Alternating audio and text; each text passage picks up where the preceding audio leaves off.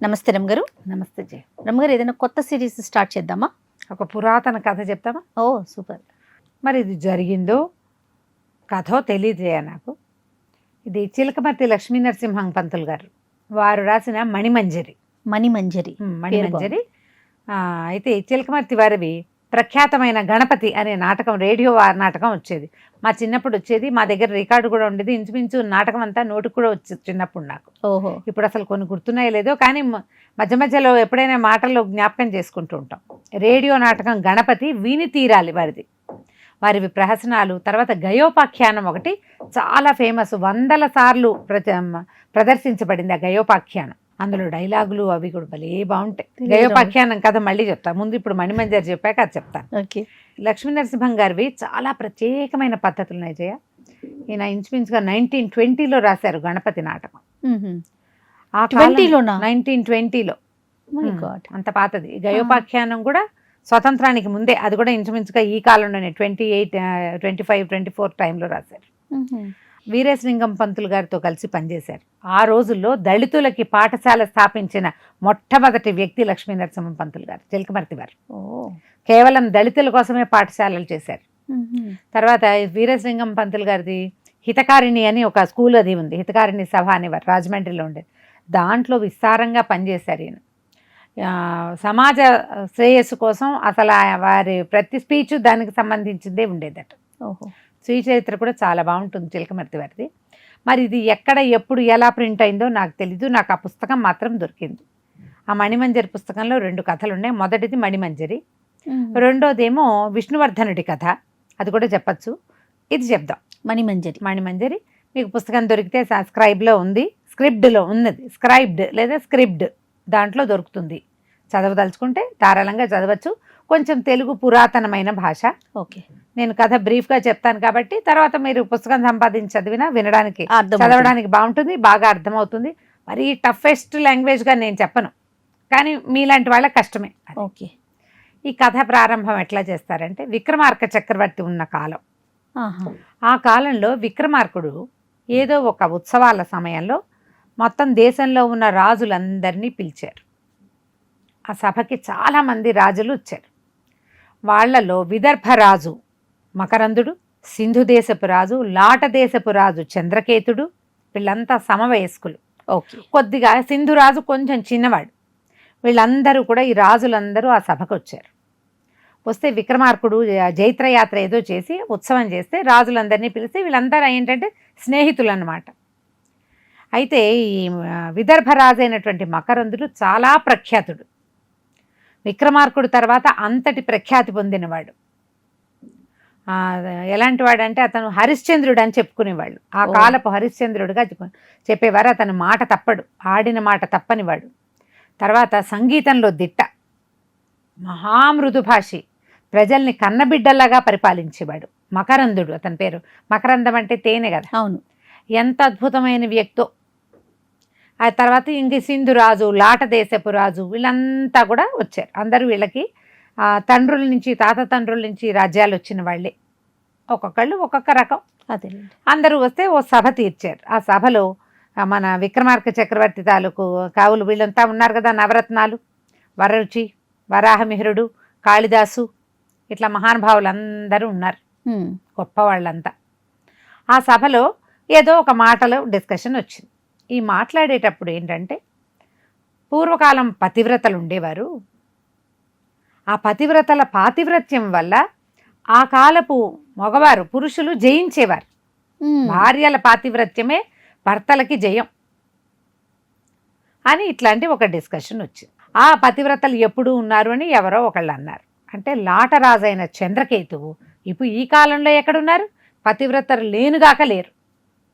పతివ్రతలు లేరు అసలు ఈ కాలంలో. అందుకే భూమి ఇట్లా ఉందని మాట్లాడాడు.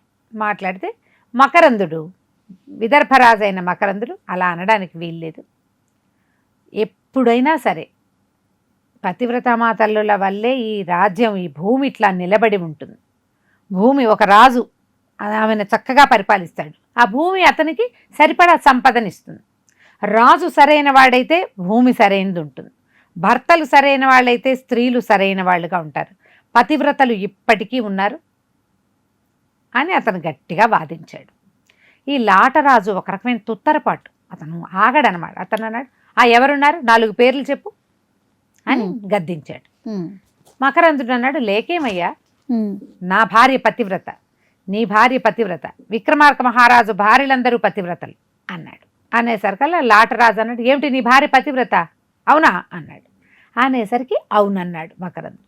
నా భార్య అత్యంత పవిత్రురాలు, మహాపతివ్రత, ఆమె చాలా అద్భుతమైన గుణాలు కలిగింది, ఆమె లాంటి స్త్రీ నాకు లభించటమే నా జీవితానికి చాలా గొప్ప ఇది అన్నాడు. అనగానే ఈ చంద్రకేతు లాటరాజు ఈ నలుగురిలో తనని నిలవదీసేసరికల్లా, అంటే అపోజ్ చేసేసరికి ఆగలేకపోయాడనమాట. మరి అతను అన్నది ఇంకా పెద్ద మాట కదా రమ్మగారు. ఈ కాలంలో నేను సార్వజనీనంగా అన్నాను, నువ్వు నా భార్య పతివ్రత అని ఖచ్చితంగా చెప్తున్నావు కదా, నేటికి 1 రోజుల లోపల నీ భార్య పతివ్రత కాదని నేను నిరూపిస్తాను, నిరూపించకపోతే తలిస్తాను, నేను నిరూపిస్తే నీ తలిస్తావా అన్నాడు. ఇది చూడు, చిలికి చిలికి గాలివాన్ అయిపోయింది. ఈ వాదనలు పెరిగిపోయినాయి. కొంతమంది ఏమో అవును అది కరెక్టే, అవును ఇది కరెక్టే అన్నారు. విక్రమార్కుడు మధ్యలో ఉండిపోయాడు. వీళ్ళిద్దరూ చేరుకో పక్కన ఉన్నారు. 1 రోజుల్లో అసలు మకరందుడి భార్య పతివ్రత కాదని నిరూపిస్తానంటున్నాడు లాటరాజు. నిరూపించలేకపోతే నా తల ఇస్తాను, నిరూపిస్తే నీ తల ఇస్తావా అనేసరికి మకరందుడు కూడా ఊరుకోలే. అక్షరాలా ఇస్తాను అన్నాడు. తల ఇవ్వడానికి నాకు ఎటువంటి అభ్యంతరం లేదు, నువ్వు ఎప్పటికీ చేయలేవట్లా, నా భార్య పరమ పతివ్రత, నాకు ఎటువంటి అనుమానము లేదు, ఒకవేళ అలాంటిది అయితే తల ఏమిటి, ప్రాణం, క్షణాల్లో నా ప్రాణం నేనే ఇచ్చేస్తానన్నాడు. అనగానే సరే ఒట్టేసేసాడు వెంటనే చంద్రకేతువు. కాదు కూడదని విక్రమార్కుడు చెప్పబోయినా అతను వినలా. రెండో వాడు తూగి వచ్చేసాడు కదా ముందుకి, తూగేశాడు. మరి ఇంకెప్పుడు ఎవరిని ఆపుతారు, అతను ఒక్కడే అన్నాడు అనుకో, రెండో వాడు అనకపోతే ఈయన ఆపేవాడు. ఎప్పుడైతే నీ భార్య పతివ్రత కాదని నేను నిరూపిస్తాను అనగానే అవతల వాడు ఎందుకు ఊరుకుంటాడు, భార్య మీదకి వచ్చేసరికి ఊరుకోరు కదా. ఈయనకి ఏం చేయాలో తెలియలా. సభాసదులు చెరిసగమైపోయారు. కొంతమంది లాటరాజు వైపు, కొంతమంది మకరందుడి వైపు అయిపోయారు. ఇక ఒక తప్పనిసరి స్థితి వచ్చేసింది. ఇవాళ నుంచి 1 రోజులు మన గడువు, తల ఉత్తరించాలి. చంద్రకేతువు ఓడిపోతే నా తల నేను ఇస్తానంటున్నాడు. తలార్లతోటి ఇక్కడే ఉజ్జయిని మహానగరంలోనే నా తలని ఉత్తరించుకుంటాను, మీ భటులతోటి ఉత్తరింపించుకుంటా. ఒకవేళ మకరందుడు చెప్పింది తప్పైతే, మకరందుడు ఓడిపోతే అతని తల మీరు తీసుకుంటారా అనేసరికి ఇప్పుడు మకరందుడు అంటే పంచప్రాణాలు విక్రమార్కుడికి చాలా ప్రీతి. అతని గుణాలు అలాంటివి. పైగా అందరికీ తెలుసు, లోకప్రసిద్ధం మకరందుడి భార్య పరమ పతివ్రత. ఆ అమ్మాయి చాలా ఉత్తమరాలుగా ఎప్పటి నుంచో పేరు పడి ఉన్నది. వీడు ఓడిపోతాడు, సరే ఓడిపోతాడు, కానీ పీకుతురిచ్చాలిగా సాటి రాజుది. వాళ్ళంతటి వాళ్ళు పెట్టుకున్న పందానికి వీళ్ళు ఏం చేయగలుగుతారు? సరేనన్నారు. ఆనాటికి సభ చాలించారు. విక్రమార్కుడికి ఇదేమీ నచ్చల. ప్రభువుకి ఇదేమిటి, ఏదో మామూలు మాటలకు మొదలుపెట్టి లోకాభిరామాయణం మొదలుపెట్టి చివరికి పీకలు ఉత్తరించుకోవడానికి దాకా వచ్చిందే. చంద్రకేతు ఎట్లాగూ ప్రూవ్ చేయలేడు, చెయ్యకపోతే అతన్ని చంపాలి. ఒకవేళ చేస్తే మహానుభావుడైన మకరందుడిని నీళ్ళొదులు పెట్టుకోవాలి. సరే ఏదో ఊరుకున్నారు. ఏమనుకున్నారు, ఈ చంద్రకేతువు కొన్నాళ్ళకి ఇది మర్చిపోతాడనుకున్నారు. కానీ ఆ చంద్రకేతువు గుండెలు తీసిన బంటు. అతను వెంటనే ఉజ్జయిని మహానగరాన్ని వదిలేసి విదర్భ రాజ్యానికి ప్రయాణం అయ్యాడు. విదర్భకి ప్రయాణం అయ్యాక ఎంత భయం వేసిందంటే అతనికి, మామూలుగానే మనకు తెలుసు మకరంతుడు ఉత్తమోత్తముడు, కళ్యాణ గుణాలు కలిగిన వాడు, హరిశ్చంద్రుడికి సాటి వచ్చేంత గొప్పవాడుగా చెప్పబడతాడు. ప్రపంచమంతా స్నేహితులే అతనికి. ఆ ఊళ్ళో జనం రాజంటే రాజుకి ప్రాణాలు వదిలేయటానికి సిద్ధపడతారు. ఆ అమ్మాయి మహాపతివ్రతని ఎప్పటి నుంచో ఉన్నది. నేను ఇప్పుడు నిరూపించలేకపోతే ఎట్లా? కొంత సొమ్ము తీసుకుని ఒక ధర్మశాలలో దిగాడు. ఉన్నాడు, ఆలోచిస్తున్నాడు ఏం చేయాలని. అప్పటికి 2-3 నెలలైంది ఈ రాజులందరూ విక్రమార్కుడి దగ్గరికి వెళ్ళి. 3 నెలలు అయిపోయింది, రాలేదు. అందరూ ఎవరు ఇళ్ళకెళ్ళాల, అంతా ఇక్కడే ఉన్నారు. ఈ చంద్రకేతు కూడా ఇంటికి వెళ్ళాల, వీళ్ళెవరింటికో వచ్చాడు. అయితే ఈ మకరందుని భార్య మణిమంజరి, ఉత్తమ ఇల్లాలు, వివాహమై 20 సంవత్సరాలు అయింది, సంతానం కూడా ఉంది. పిల్లల్ని చూపించారు కానీ సంతానవతి ఆవిడే. ఆవిడ దగ్గర 2 చెలికత్తెలు ఉన్నారు. ఒకటి రాజముఖి. ఈ రాజముఖి ఆవిడ పుట్టింటి అరణపు దాసి. ఆమెతో పాటు వచ్చింది చెలికత్తి. చిన్నప్పటి నుంచి ఆమెతో కలిసి ఉంది. ఆమె ఈమెతో పాటు వచ్చేసింది. రెండవది ఈ ప్రాంతానికి వచ్చాక, ఇక్కడికి వచ్చాక ఇక్కడ అంతఃపురంలో ఉన్న చెలికత్తె. దాని పేరు కీర్తిమతి అనుకుందాం. అలాంటి పేరే కాస్త దగ్గరగా. అయితే ఈ కీర్తిమతికి రాజముఖికి పడేది కాదు. ఎప్పుడు ఏదో చిన్న తేడా ఉండేది. ఆ రోజుల్లో ఏమైంది, కీర్తిమతి రాణిగారితో కొంత పోట్లాడింది. చిన్న వాదన వచ్చింది. వాదన వచ్చేసరికల్లా ఆ రోజు ఏమైంది, ఈవిడికి దిగులుగా ఉంది. తెల్లవారుజామునే ఏదో పీడకలు వచ్చింది రాణిగారికి. పీడకలు వచ్చి ఏడుపు మొహంతో కళ్ళనీళ్ళు పెట్టుకుంటూ లేచింది. రాజముఖి ఓదార్చి, ఎందుకమ్మా బాధపడుతున్నావు, ఏమైందంటే 3 నెలలు అయిపోయింది, రాజుగారేమో రాలేదు, ఉత్తరాలు అయితే వస్తున్నాయి, విక్రమార్క సన్నిధిని వదిలిపెట్టి రాలేక ఉన్నానని వస్తానని రాస్తున్నారు, కానీ నాకు దిగులుగా ఉంది, ఏదో పీడకలు వచ్చింది, ఏదో అగ్నిలో పడి తగలబడిపోతున్నట్టు, ఏదో మహాగ్ని ప్రవేశం చేసినట్టు కలొచ్చింది నాకు అని దుఃఖించేసరికల్లా ఆవిడ ఈ రాజముఖి ఆ రాణి గారిని దగ్గరికి తీసుకుని, లేదమ్మా ఏమి పర్వాలేదు, మనం ఉత్తరం రాద్దాం, దేవాలయానికి వెళ్ళి దండం పెట్టుకుందాం అని ఏదో ఓదారుస్తుంటే ఈ కీర్తిమతి ఉందిగా, ఇది అవి ఇవి సర్దుకుంటూ ఏమందంటే, ఆ లేకేమమ్మా, నువ్వు ఉన్నావు కదా, రాజుగారు లేకపోతే మాత్రం నువ్వు ఉన్నావు కాబట్టి నువ్వు రాణిగారిని ఓదారుస్తావు, రాణిగారిని మనసుని ఆనంద పరవసరాలను చేస్తావు, నువ్వు అది చేస్తావు ఇది చేస్తావు అని ఒక నిష్ఠూరమైన మాటలు. ఎందుకంటే ఆవిడ నిద్ర లేస్తూనే రాజముఖిని కావలించుకుంది. మరి చిన్నప్పటి నుంచి ఉన్నది కదా, తనకి చెప్పలేదు, దానికి ఇంపార్టెన్స్ ఇచ్చిందని. అదేలే అనేసరికి రాజముఖి కూడా ఊరుకోలేదు. ఏమిటే నీ నీ తొందరపాటు ఏమిటి, నువ్వు ఎందుకు ఇట్లా మాట్లాడతావు అనేసరికి ఇక నువ్వంటే నువ్వు అని వాదించేసుకున్నారు ఇద్దరు. వాదించుకున్న మరుక్షణం ఈ కీర్తిమతి ఏం చేసింది, రాణిగారితో, దీన్నే ఉంచుకోండి, నేను మీ దగ్గర ఉండను, ఉన్నా ఏం ప్రయోజనం, మాకేం ఇంపార్టెన్స్ లేదు, మేమేం ప్రముఖులం కాదు, మీ ఇంటి పుట్టిన నుంచి వచ్చింది కాబట్టి నీకు అదంటే ప్రీతి, మేమంటే విలువ ఉందా, మర్యాద ఉందా, ఏదైనా దుఃఖం కష్టం వస్తే మాకు చెప్పుకుంటావా, మేమెందుకు నిన్ను సేవించడం, నేను పోతున్నాను, నేను ఇంక రాను అని వెళ్ళిపోయింది. ఇప్పటికి 1-2 సార్లు అట్లా అయింది. మళ్ళీ మనసు తెంచుకుని వస్తుంది. ఇంత చేయదు, ఈసారి ఎక్కువ చేసింది ఎందుకో. ఈ వెళ్ళిపోయిన కీర్తిమతి దాని పింతల్ని ఒకదాన్ని ధర్మసత్రంలో పనిచేసే దాన్ని పలకరించబోయింది. అక్కడ మాట్లాడుకుంటున్నారు, నేను రాణిగారి దగ్గరే ఉన్నానని, అదని అంతఃపురంలో ఉన్నానని, రాజుగారు ఇంకా రాలేదని, నేను ఆ ఉద్యోగం విడిచిపెట్టేసా ఉద్యోగం, ఇక నేను అంతఃపురానికి వెళ్ళను అని మాట్లాడుతున్న మాటలన్నీ ఆ ధర్మసత్రంలోనే దిగినటువంటి చంద్రకేతు మహారాజు లాటరాజు వినేశాడు. వినంగానే చూస్తే అందగత్తె, ఇది ఒక 25 సంవత్సరాల వయసు ఉంటుంది, 26-28 ఏళ్ళు ఉన్నాయి, 30 ఏళ్ళు లేవు పూర్తిగా, కానీ కనపడుతోంది. పిలిచి నీ పేరేమిటని అదని ఇదని కనుక్కొని ఏవో బహుమానాలు ఇచ్చాడు. చిన్నగా ఏదో సేవించింది. మళ్ళీ వచ్చింది. 2 సార్లు 3 సార్లు అయ్యాక ధర్మసత్రానికి రావటము, ఇతనితో కాసేపు మాట్లాడి ఆయన మెళ్ళోంచి ఓ వస్తువు పుచ్చుకోవటం. రాణిగారి కొలువు మానేశాక దీనికి డబ్బు ఎక్కడి నుంచి వస్తుంది, దశకం ఎక్కడి నుంచి రాదు, ఎవరో తీసుకొని మెళ్ళోంచి ముత్యాల హారాలు రత్నాల హారాలు తీసిస్తుంటే చేదా కాదుగా, పుచ్చుకున్న తర్వాత 3వసారికి బాగా కబుర్లు మాటలు అన్నీ అయ్యాక అతను ఆ అమ్మాయిని పట్టుకుని ఏం చెప్పాడంటే, నీకు నిజం చెప్పాలి, నాకు ఎలాగైనా సరే మహారాణితో పరిచయం కావాలి, ఆమెకి మానభంగం చేసే అవకాశం కావాలి, నాకు ప్రత్యక్షంగా చేయక్కర్లా, కానీ చేసినట్టు చెప్పగలగాలి, ఏం చెయ్యొచ్చో చెప్పు. 3 సార్లు బహుమతులు పుచ్చుకున్నాక ఇంక ఇప్పుడు దొరికిపోయింది కదా, ఇక తన సంగతి చెప్పుకున్నాడు. చెప్పేసరికల్లా ఆవిడంది, అమ్మో కొంపలు మునిగిపోతాయి, ఇంకేం లేదు, ఆవిడ పరమ పతివ్రత, భర్తను తప్పిస్తే అన్యుడి మొహం కూడా చూడదు, అవన్నీ కుదరవంటే నేను అవంతా ఏం చేయను, కానీ ఏ విధంగా ఆవిడ గురించి నేను ఇంకో చోట చెప్పగలను ఆ ఉపాయం చెప్పమన్నాడు. నాకు చాలా భయంగా ఉందంటే, నిన్ను నాతో ఉంచుకుంటా, నా రాణుల్లో నిన్నొక రాణిని చేస్తానని నమ్మించాడు.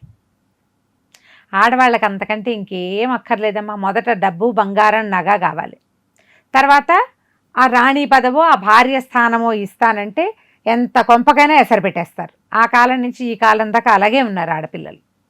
నిన్ను రాణిని చేస్తానంటే చాలు, అంతేకాని వీడెవడో దౌర్భాగ్యుడు, వీడికి నేను రానివ్వటం ఏమిటి, నేను ఎక్కడ పని చేశానో, ఏ ఆస్థానంలో నేను తింటున్నానో ఆ రాణిని మానభంగం చేస్తానన్న వాడిని నేను ఎట్లా నమ్మను అని అనుకోలే కీర్తిమతి. ఆ పూటకి పారిపోయింది. కానీ మర్నాడు ఆలోచించుకుని వచ్చింది. ఆమె ఒక ఆలోచనతోటే వచ్చిందని చంద్రకేతువుకి అర్థమైంది. ఆ వచ్చిన కీర్తిమతి, నిజంగా చెప్పండి, నన్ను మీ ఊరు తీసుకెళ్ళిపోతారా, నన్ను ఇక్కడ ఉంచకుండా తీసుకెళ్తారంటే అక్షరాలా తీసుకెళ్తాను, నువ్వు నాతో రమ్మని ఆమెను తన గదిలోకి తీసుకెళ్ళిపోయాడు. ఆయనతో చాలాసేపు గడిపిన తర్వాత ఇక మరి ఇప్పుడు అతనితో వెళ్ళిపోవటానికి సిద్ధపడిపోయిందనమాట. అప్పుడు నా దగ్గర ఒక బ్రహ్మాండమైన ఉపాయం ఉంది, దానికి ఏం లేదు, నేను మళ్ళీ రాణిగారి దగ్గరికి వెళ్ళాలి, మీరు ఓపికతో ఉండండి, ఒక 4 రోజులు ఉండండి, నమ్మించి ఆమెను నేను మోసం చేస్తాను. ఆమె దగ్గర 2 వస్తువులు ఉన్నాయి. ఏమిటవి?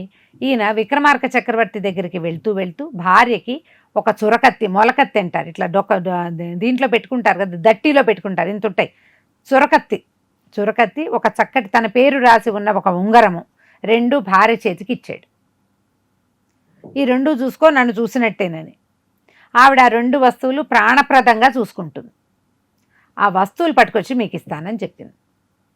ఇప్పుడు ఆ వస్తువులు తేవడానికి ఇది ఏం నాటకం ఆడి ఎట్లా తీసుకొస్తుందో మనం వచ్చే భాగంలో చూద్దాం. రమ్మగారు, మనం మణిమంజరి సిరీస్లో ఉన్నాం కదా, చాలా చాలా బాగుందండి, బాగుంటుంది, కంటిన్యూ చేద్దాం.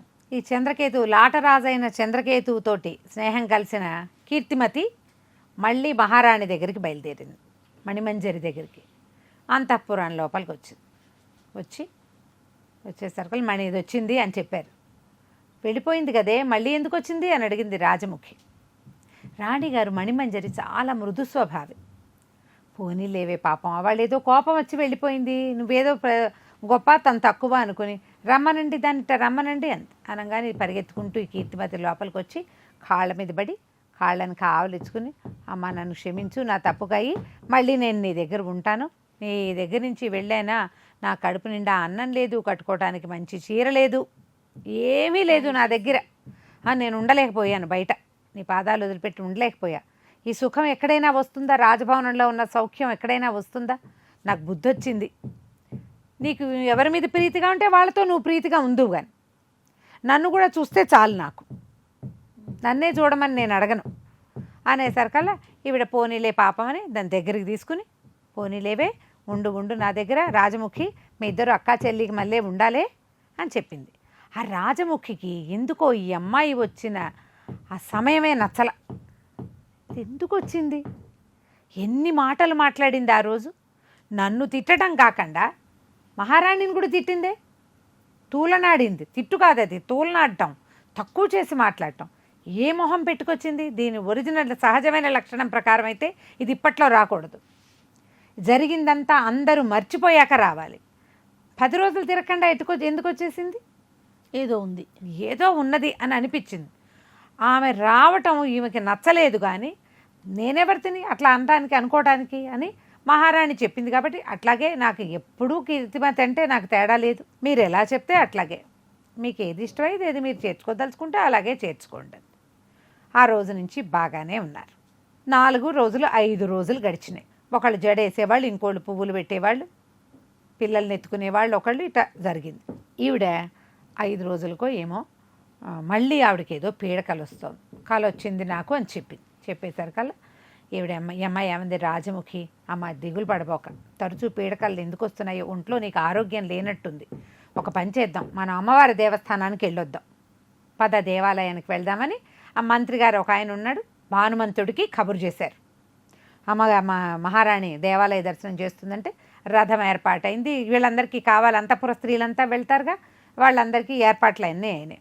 అందరూ బయలుదేరే టైంకి ఈ కీర్తిమతి దొరికిందిరా అవకాశం అనుకుని, పొద్దున్నుంచి ఎంత తలనొప్పోనమ్మా, చాలా తలకాయ బద్దలైపోతుంది, మధ్యాహ్నం కూడా నేను గుప్పెడే అన్నం తిన్నాను, కావాలంటే దీన్ని అడుగు, అన్నం తినబుద్ధి కాలేదు, దానికి ఎందుకు తినబుద్ధి కాలా, ఎట్లా ఈ పని సానుకూల పడుతుందా, ఎలా వీళ్ళని మోసపుచ్చాలా అని చూస్తోంది.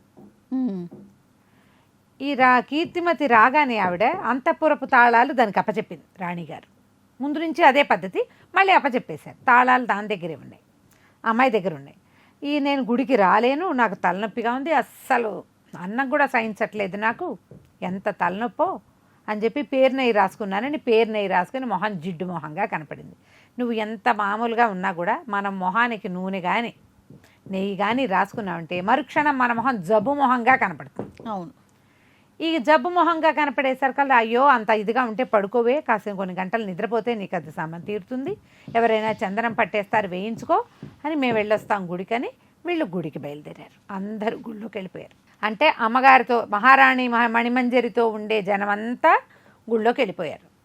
ఒక్క కీర్తిమతి మాత్రమే లోపల ఉంది. ఇంకా దాసీగణం ఉన్నారు కానీ వాళ్ళంతా బయట ఉంటారు, అంతఃపురం లోపల భాగాల్లో ఉండరు. అదే చకచక ఈ అమ్మాయి ఏం చేసింది, మహారాణి పెట్టె తాళం తీసి అందులోంచి ఆ చురకత్తి తర్వాత ఉంగరము రెండూ తీసేసి తన బట్టల పెట్టెలో దాచిపెట్టేసుకుంది. బట్టలు దాంట్లో దాచిపెట్టేసి తాళం వేసేసి యథాప్రకారం వచ్చి మంచం మీద పడుకుంది. కాసేపు నిద్రపోయింది.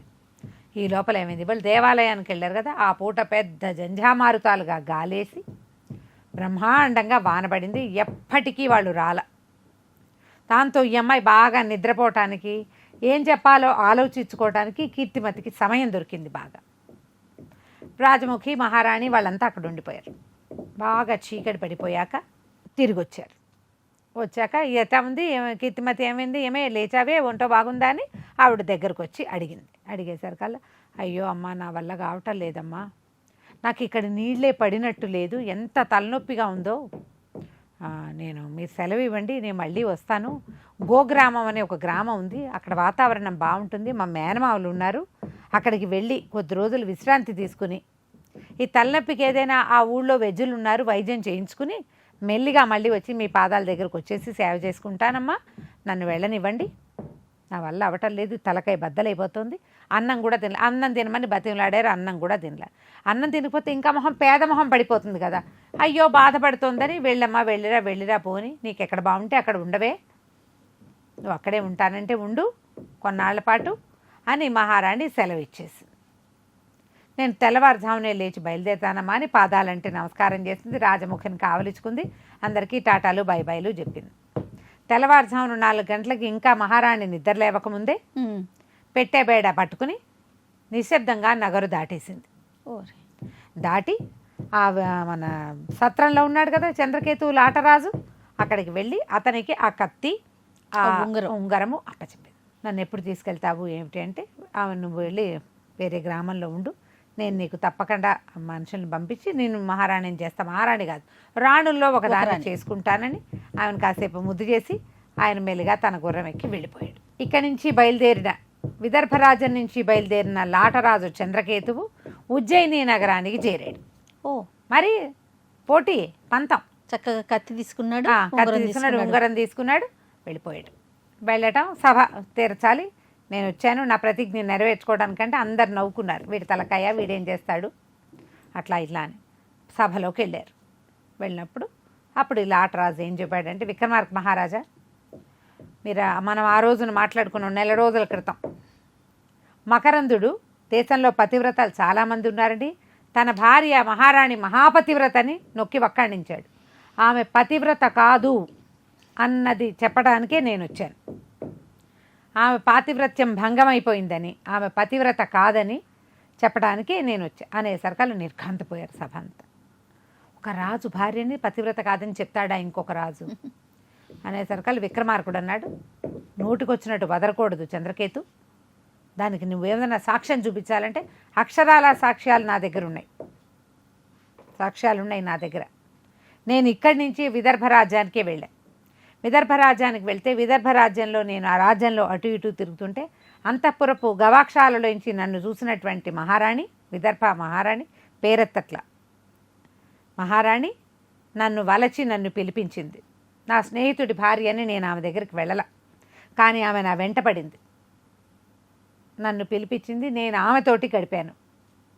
గడిపినందుకు గుర్తుగా ఆమె తన భర్త తనకిచ్చినటువంటి కత్తిని ఉంగరాన్ని నాకు ఇచ్చింది, ఇదిగోండి అని ఆ 2 వస్తువులు చూపించాడు. సభలో ఉన్న వాళ్ళంతా నిర్ఘాంతపోయారు. ఎంత మాట, ఇంత అభియోగమా? స్థిమితంగా కూర్చున్నాడు మకరందుడు, నమ్మల. కానీ ఎప్పుడైతే ఈ కత్తి ఉంగరము బయటకు వచ్చినాయో ఈ విక్రమార్కుడు ఏం చేస్తాడు, ఈ మధ్యలో ఇలాంటి దుష్కర స్థితిలో ఆయన మధ్యలో ఉండిపోయాడు, ఆయన ఇంకేం చెయ్యలేడు. మకరంద వీటిని నువ్వు గుర్తుపట్టగలవా అని ఆ కత్తి ఆ ఉంగరం చూపించంగానే హా అన్నాడు ఆయన. తన కత్తి తన ఉంగరం అక్షరాల ఇవి నావే, నేనే నా భార్యకి ఇచ్చానని ఒప్పుకున్నాడు. ఒప్పుకున్న మరుక్షణం చంద్రకేతు దొరికింది అవకాశం.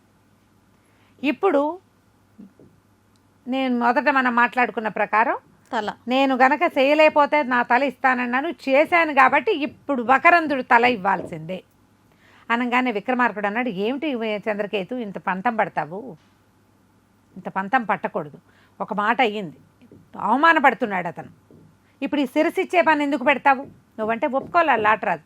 ఒకవేళ నేను ఓడిపోతే మీరు అతని పక్షం వహిస్తారా, నా పక్షం వహిస్తారా? అతని పక్షమే వహిస్తారు. మీకు మిత్రుడు కాబట్టి మీరు ఇప్పుడు అతని పక్షం వహిస్తున్నారు. ఒకవేళ నేను గనక గెలవలేదనుకోండి, అప్పుడు నా శిరస్సు ఇవ్వమని ఇతను అడిగితే మీరేమంటారు? అతని మాటే కరెక్ట్ అంటారు కదా. అంతేగా. ఇప్పుడు నా మాటే కరెక్ట్ అనాలి మీరు. ఎట్టి పరిస్థితుల్లో మకరందుడి తల ఇస్తే కానీ నేను ఒప్పుకోను అన్నాడు. ఈ సభ ఎంత గొప్ప సభ, నువ్వు ఎంత గొప్ప రాజువి, నీ ముందే ఈ పోటీ పడ్డాం కదా మేము, నేను ఒక్కడినే అన్నానా? మకరందుడు ఒప్పుకున్నాడు కదా, ఒప్పుకున్నాడు కాబట్టి తల ఇవ్వవలసిందే అనగానే జనాలు హాహాకారాలు చేశారు. ఇదేమిటి, ఇదేం గోల,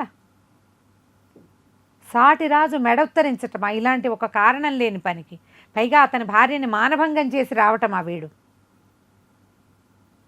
అంతేగా జరిగింది. జనం అంతా సగం సగం చీలిపోయి అసలు పిచ్చి పందెం వేయకూడదు, మకరందుడిది తప్పు అంటున్నారు కొంతమంది, తప్పైనా సరే శిరసివ్వమని వీడు అనకూడదు.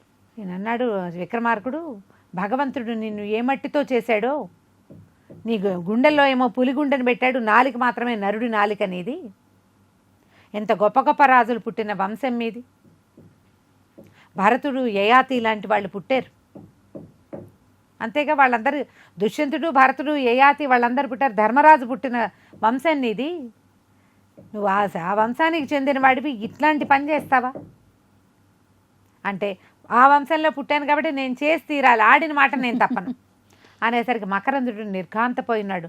భార్యను తలుచుకుంటున్నాడు, పరమ పతివ్రత, సుగుణాల ఖని, ప్రజల్ని కన్నబిడ్డల్లా చూస్తుంది, అంతఃపురంలో ఉన్న దాసుల్నే సోదరుల్లాగా చూస్తుంది, ఆమె మానభంగం అవటమా అలాంటిది, దానికే నిలువున నీరైపోయి ఉన్నాడు ఆయన.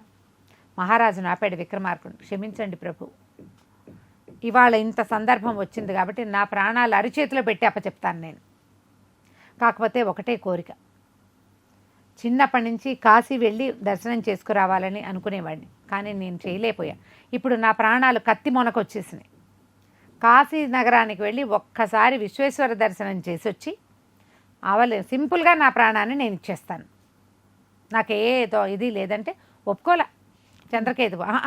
అట్లా ఎట్లా కుదురుతుంది, పారిపోవడానికి చూస్తున్నాడు వీడు, అట్టించి వెళ్ళిపోయి ఎటో వెళ్ళిపోతాడు అప్పుడు అనేసరికి అలా సింధురాజు లేచాడు గట్టిగా. ఆ సింధురాజుకి ఏంటంటే ఈయనంటే మకరందుడు అంటే పరమప్రీతి, ఈయన దగ్గర ధనుర్విద్య నేర్చుకున్నాడు, వయసు రీత్యా కూడా ఆయన్ని గురువుగా భావిస్తాడు అతను. అదే అనేసరికి అతను ఏమన్నాడు, నువ్వు మనిషివేనా అసలు, నువ్వు పెట్టిన పోటీ తప్పు, నువ్వు చేసిన ప్రయత్నం తప్పు, నీ పట్టుదల తప్పు, అన్నీ తప్పే, దాంతో ఇప్పుడు చనిపోవడానికి సిద్ధపడుతున్న వాడికి ఆఖరి కోరిక తీర్చవా, నువ్వేమి క్షత్రియుడు కాదా, నువ్వు కత్తి మొన మీద నిలబడిన వాడికైనా ఆఖరి కోరిక తీర్చాలి, సాటి రాజన్యుడు ఇంత అవమానపడి మరణానికి సన్నద్ధంగా ఉన్నవాడిని కోరిక తీర్చవా నువ్వు, ఆ కాస్త కూడా చేయవా, ఎవరైనా నువ్వెవడివి, ఈయన రాజు కదా చెప్పాలి, విక్రమార్కుడు చెప్పాలి, ఆయన చెప్తున్నాడు సరేనని, నువ్వు ఆయన మధ్యలో పెట్టావు, మధ్యవర్తి ఏం చెప్తే నువ్వు అదే చెప్పాలి. అయినా ఒకవేళ ఈయనకి మకరందుడి ప్రాణాలకి నా ప్రాణం అడ్డు, ఈయన రాకపోతే నా ప్రాణం ఇస్తాను నేను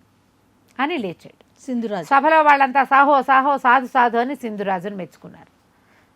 ఎంత నమ్మకం ఉంటే నా ప్రాణాలకు ప్రాణం అడ్డం వేస్తారు. సరే బాపు ఇంకేం చేయలేకపోయాడు లాటరాజు, అందరూ చీచీ అంటున్నారు. ఇక సరేనన్నాడు. సరేననగానే ఈయన మకరందుడు తన పరివారంతో సహా కాశీనగరానికి వెళ్ళిపోయాడు. ఉజ్జయిని నుంచి కాశీ వెళ్ళిపోయాడు. రాలా, కొన్ని రోజులు గడిచినాయి.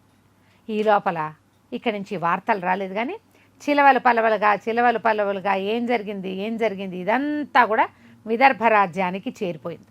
ఓహో, మరి చేరిపోవా ఈ మాటలు? చేరిపోతే ఊళ్ళో అటు తిరుగుతూ మంత్రి భానుమంతుడికి చేరింది. ఊళ్ళో వాళ్ళంతా మహాదేవి మీద ఇంత మాట అని ఆశ్చర్యపోతున్నారు. ఏమో ఏ పుట్టలో ఏ పాముందో అంటున్నారు. కత్తి ఉంగరం ఎట్టా వచ్చినాయి అంటున్నారు అనుకుంటున్నారు. పుటల్లో అంటే నిప్పులేందే పొగరాదు, ఎవరిష్టం వారిది. ఎవరిష్టం అంటే అదే ఎదుగో పులంటే ఇదిగో తోకంటారు. నిదానంగా భానుమంతుడి దగ్గరకు వచ్చేసింది వార్త.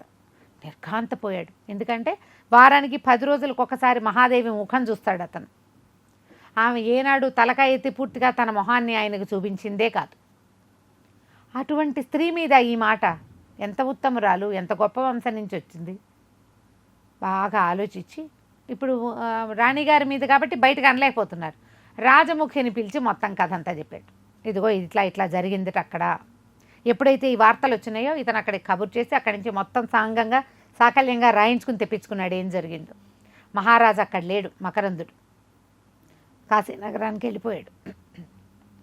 లాటరాజు అక్కడే ఉన్నాడు, అతనికి పూటపడిన సింధురాజు కూడా అక్కడే ఉన్నాడు. విక్రమార్కుడు దుఃఖంతో ఏం చేయాలో తెలియని స్థితిలో ఉన్నాడు. మొత్తం యథాతథంగా రాజముఖికి అప్పచెప్పాడు. ఆ అమ్మాయి దుఃఖంతో కదిలిపోతూ నిదానంగా వచ్చి, అమ్మ బంగారానికి చెదలు పెట్టింది, ఇనుపకి ఇనువుకి చెదలు పెట్టడం బంగారం ఎక్కడైనా చూసామా? ఇప్పుడు నీ కర్మ ఇట్లా కాలిపోయింది. అరుంధతితో అనసూయతో పోల్చగలిగిన పతివ్రతామి శిరోమణివి, నీ ప్రాణానికి ఈ సమస్య వచ్చింది, నీ మానం పోయింది, నీ భర్త ప్రాణం పోవడానికి సిద్ధంగా ఉంది, ఇది జరిగిందని మహారాణికి చెప్పేసింది. ఆవిడ గొల్లున ఏడ్చింది. ఇవేం మాట పడ్డాను, చిన్నదాన్ని కాదు, సంతానవతిని, 20 ఏళ్ళయింది పెళ్ళయి, ఇదే మాట వాడేవాడు, వాడిని అసలు కంటితో కూడా చూసారుగానే నేను, అసలు మన కత్తిగా ఉంగరం ఎట వెళ్ళిపోయినాయి బయటికి, పెట్టెలు బేడలు చూశారు. వెంటనే రాజముఖికి తట్టింది, కీర్తిమతి చేసింది, 4 రోజుల భాగ్యానికి వచ్చింది, 4వ రోజు రాత్రి ఉడాయించేసింది. ఈ కీర్తిమతి ఒకవేళ ఈ లాటరాజుని కలిసి ఉండొచ్చు. డబ్బో దశకమో ఏం ఆశ పెట్టాడు, మగవాడు ఆడదానికి పెట్టే ఆశలకి అంతులేదు కదా, పరాయివాడైనా సరే. ఆశపడి కీర్తిమతే ఇంత పనిచేసింది. చిన్నప్పటి నుంచి పుట్టి పెరిగిన నగరాన్ని, రాజ్యాన్ని, రాజకుటుంబానికి ఇంత ద్రోహం చేసేసింది. అదే వచ్చింది, అది తప్ప ఇంకొకళ్ళు ఈ పెట్టెలు తీయలేరు. తాళాలు ఆమె దగ్గర ఉన్నాయి, మనకు కూడా ఇన్ని రోజులు తెలియదు, ఆ పెట్టెలో ఉన్నాయి అనుకుంటున్నాం, ఇప్పుడు కదా మనకు తెలిసింది. కాబట్టి ఇప్పుడు ఏం చేయాలి? ఆవిడంది, వజ్రం పొడి నూరి పట్టుకురా, తాగేసి నేను కాల్ చేసుకుంటాను, అగ్నిప్రవేశం చేస్తాను, నేను ఈ అవమానంతో బతికుండలేను, అక్కడ భర్త మరణం, వైధవ్యము, మానభంగము రెండూను అని బాగా ఏడ్చింది. ఏడిస్తే ఇంకేదైనా ఉపాయం ఉందా అంటే ఈవిడ నెత్తి బాదుకుని ఏడుస్తూ ఆవిడకి ఒక ఐడియా తట్టింది. రాజముఖికి చెవిలో చెప్పింది, ఇలా చేద్దామా అని. సరే రాజముఖి సరే అంతే. వెంటనే ఏం చేశారు, భానుమంతుడికి కబురు చేసి ఒక 10 మంది మనుషుల్ని తోడిచ్చి మమ్మల్ని ఉజ్జయిని నగరానికి పంపించు అనేసరికి భానుమంతుడికి ఇష్టం లేదు అక్కడికి వెళ్ళటం. కాదు కూడదన్న అతన్ని బలవంతంగా ఒప్పించారు. ఉజ్జయిని నగరానికి బయలుదేరిన మణిమంజరి, ఆమె చెలికత్తైన రాజముఖి ఏం చేశారు, ఏ రకంగా మహారాణి మణిమంజరి తన పాతివ్రత్యాన్ని ప్రూవ్ చేసుకుంది, తన భర్తని ఎట్లా కాపాడుకుంది, వచ్చే భాగంలో చూద్దాం. అమ్మగారు మణిమంజరి ఎపిసోడ్ చెప్పుకుంటా ఉన్నాము, సిరీస్ 3వ భాగంలో ఉన్నాం. చాలా చాలా బాగుంది అమ్మగారు, ట్విస్టులు ఉన్నాయి, ప్లస్ చాలా ఇంట్రెస్టింగ్గా కూడా అనిపిస్తుంది. అండ్ విమెన్ ఓరియంటెడ్ స్టోరీ అయ్యేసరికి ఇంకా బాగుంది, కనెక్టివిటీ ఎక్కువగా అనిపిస్తుంది. ఇదేమో ప్రూవ్ అయిపోయింది, వాళ్ళు బయలుదేరారు. రాజముఖి, మహారాణి మణిమంజరి ఇద్దరు బయలుదేరారు. వాళ్ళు ఏం చేశారు, ఈ లోపల ఏమైంది, 4 రోజులు గడిచిపోయింది. ఈయన మన విదర్భరాజుకి మకరందుడికి ఇచ్చిన సమయం 1 నెల కాశీవాసం చేసి రావడానికి.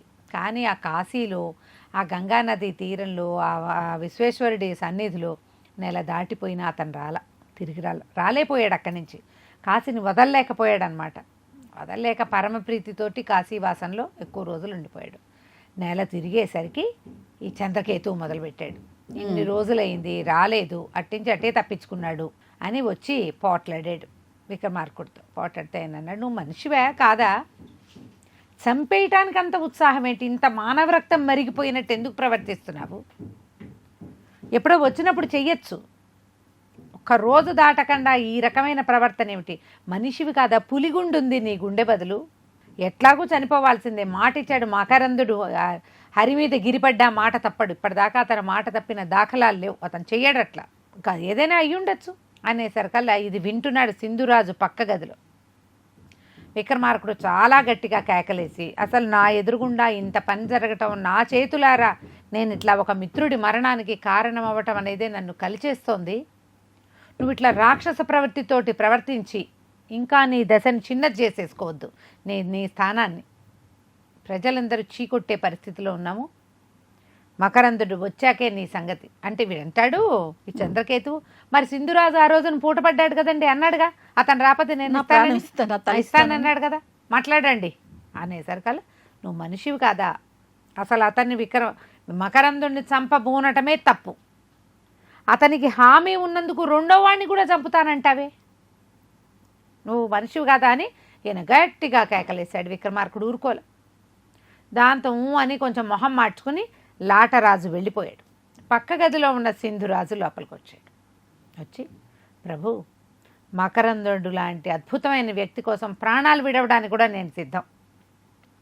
ఆయన రాలేదని తను గొడవ చేస్తున్నాడు, అతని పేరుకి ఆల్రెడీ ఇప్పటికే వచ్చిన చెడ్డ పేరు చాలు, ఇంకా చెడ్డ పేరు రానివ్వద్దు మకరందుడికి. మనం నా ప్రాణాలు ఇవ్వడానికి నేను సిద్ధంగా ఉన్నాను, మీరు ఆజ్ఞవండి, తలార్లను పిలిపించండి, నా తలిస్తానన్నాడు. అనేసరికి విక్రమార్కుడు ఒప్పుకోలేను, ఆయన ఒక స్నేహితుడి మరణానికే ఈ నెల రోజుల నుంచి ఈ దుఃఖం ఈ కష్టం పట్టలేకుండా ఉన్నాను, చిన్నవాడివి నీ మరణానికి కూడా నన్ను కారణం అవ్వమంటావా? ఇప్పుడు నేను ఏదైనా చేశాక మకరందుడు వచ్చి ఇట్లా నా శిష్యుడిని ఈ రకంగా చేశావంటే నేనేం సమాధానం చెప్పాలి? ఒకరోజు తేడాతో అతను వచ్చేస్తే ఏం చేస్తాము? అందుకని నువ్వు ఆగు, నువ్వు ఇంత మాట అనటం నాకు చాలా సంతోషంగా ఉంది. మకరందుడి మీద నువ్వు ఇంత నమ్మకం పెట్టుకుని ఉండటము నాకు సంతోషంగా ఉంది. ఇంత అద్భుతమైన మిత్రులు మనమంతా ఒక చోట ఉన్నందుకు కూడా సంతోషంగా ఉంది. కాబట్టి ఇప్పుడు ఏమీ చెయ్యొద్దన్నాడు. వారం తిరిగేసరికి మకరందుడు ఊళ్ళోకి వచ్చేసాడు. రాగానే వచ్చి ఈయనకి దండం పెట్టాడు. నాకు ఎంతో సంతోషంగా ఉంది. ఎవడు ఎల్లప్పుడూ జీవుడికి తోడో వాడిని దర్శనం చేసుకుని వచ్చాను. నేను సిద్ధంగా ఉన్నాను మరణానికి, ఎప్పుడు ప్రాణాలు ఇవ్వమంటే అప్పుడు నేను ఇచ్చేస్తాను. కరిగి నీరైపోయాడు విక్రమార్కుడు. ఎంత కష్టంగా ఉందో ఆయనకి.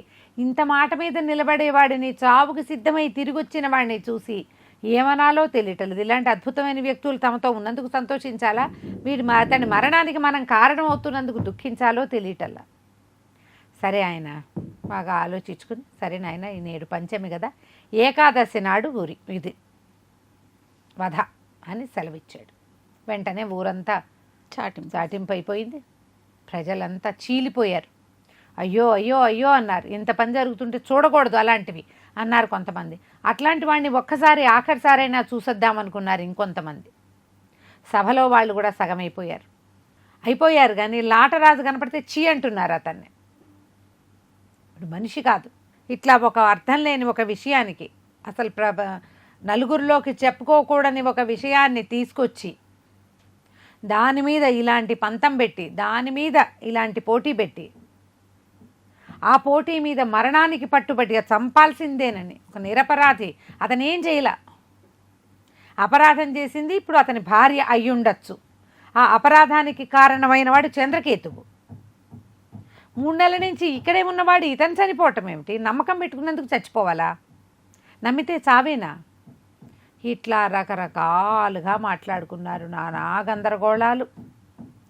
ఇతను ఎవ్వరితోటి మాట్లాడడం మానేశాడు. మకరందుడు పరమనిశ్శబ్దంగా విశ్వేశ్వర సాన్నిధ్యంలో ఉన్నట్టే దండం పెట్టుకుంటూ ఉన్నాడు. అనుకున్నట్టుగా దశమి నాటి రాత్రి గీతాపారాయణం చేసుకుని పడుకున్నాడు. ఏకాదశి నాడు తెల్లవారుజామున నిద్రలేచేసి స్నానం చేసి పుష్పమాలికలు అవి ధరించి చక్కగా అలంకృతుడై పెళ్లి కొడుకులాగా తయారై సిద్ధపడ్డాడు మరణానికి. తెల్లవారింది, పొద్దున్నే తీయాలి. పొద్దున్న పూటే తీసుకుపోయారు మధ్యస్థానానికి. మధ్యస్థానం నిండా జనం చేరిపోయారు.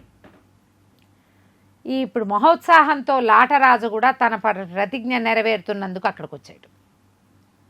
ప్రజలంతా తిట్టిపోశారు, రాళ్ళు విసిరారట కొంతమంది ఆయన్ని చూసి, ఇలాంటి వాడు అసలు ఏమిటి, ఈ పోటీ ఏమిటి, ఈ మాట ఏమిటి, దీనికి మరణించటం ఏమిటి? దండాలు పెట్టుకున్నారు. కొంతమంది స్పృహ తప్పిపోయారు. అయ్యో ఎంత బాగున్నాడు, నిండుగా 50 ఏళ్ళు లేవే ఇతనికి.